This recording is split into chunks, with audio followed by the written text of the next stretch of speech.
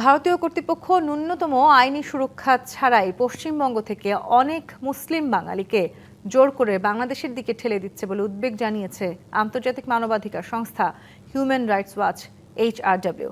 সংস্থাটির এক প্রতিবেদনে বলা হয়েছে, শিশু ও নারী সহ এসব মানুষকে খোলা আকাশের নিচে খাবার ও পানি শূন্য অবস্থায় সীমান্ত এলাকায় ফেলে রাখা নিষ্ঠুর, অমানবিক এবং মৌলিক মানবাধিকারের চরম লঙ্ঘন। বিজিবির বরাত দিয়ে HRW জানায়, 1 জুন থেকে এই পর্যন্ত ভারতীয় সীমান্তরক্ষী বাহিনী BSF এর অন্তত 21টি পুশিন চেষ্টা প্রতিহত করা হয়েছে। এসব ঘটনায় শিশু সহ অন্তত 200 জনকে বাংলাদেশের সীমান্ত জেলাগুলোতে ঠেলে পাঠানোর চেষ্টা করে BSF।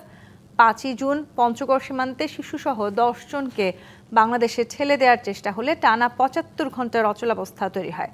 একইভাবে 6 জুন তেঁতুলবাড়িয়া সীমান্তে 2টি পরিবারের 6 সদস্য এবং 8 জুন ঠাকুরগাঁয়ে এক অন্তঃসত্ত্বা নারী সহ 11 জনকে 48 ঘন্টা নো ম্যানস ল্যান্ডে আটকে রাখার পর তাদের ফিরিয়ে নেয় BSF।